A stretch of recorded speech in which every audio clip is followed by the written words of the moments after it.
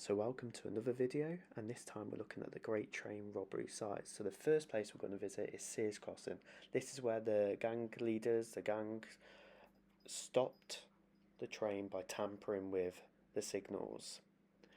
Now, I visited the site on the Leighton Road, the side that passes through the Leighton Road. There is another entrance, I believe, to Sears Crossing on the opposite side on the Aylesbury Road, but this is the site I think they drove down to stop the train.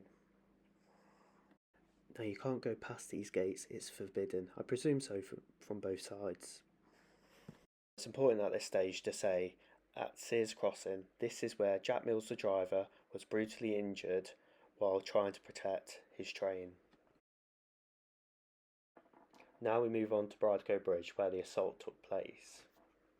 Now at this point, the gang uncouple the two carriages at the front, the locomotive, and take it forward to Bridego Bridge. And that's where they took the mailbags off and put it into the lorry. So at Bridego Bridge, they're smashing through the train at relentless speed.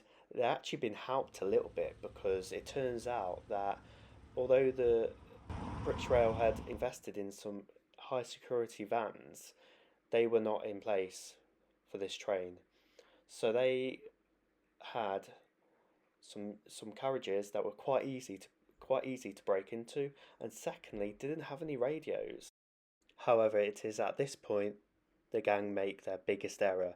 They tell the staff to not move for 30 minutes. The press misinterpret this and say it's 30 miles, and Leatherslade Farm is 29 miles away from Bridego Bridge. So we leave the action for a second and we go on to Cheddington station. This is where the train is taken to be investigated after the robbery. And you see many newsreels, particularly with Malcolm Futrell, the detective superintendent of Buckinghamshire Police, having a look over the train. Now there have been many changes to Cheddington station over the years. It's massively changed. If you look at the old newsreels, it's more of a curved station platform. Now it's pretty much straight.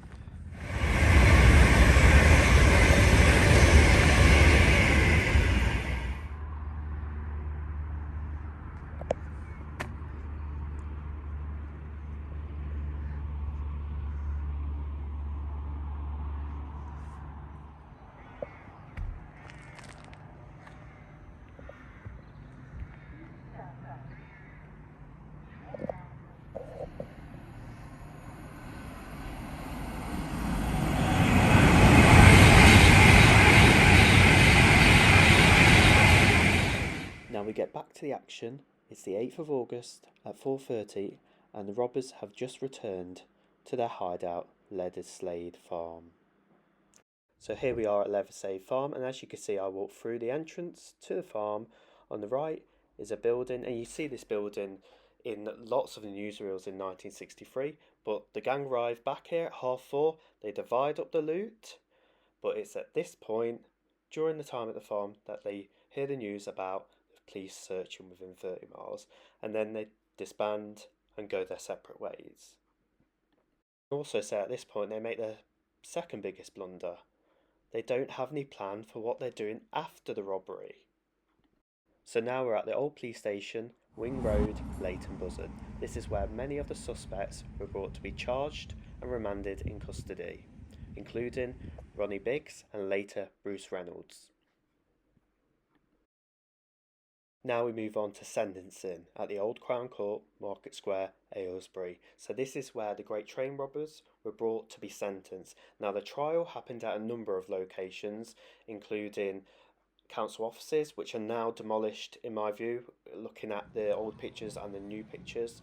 I think they've been demolished, but the sentencing took place at the Old Court here in Aylesbury. And lastly, this is where some of those infamous 30-year sentences were handed down in what one train robber called a medieval setting. They went numb, one train robber said, at hearing the 30-year sentences.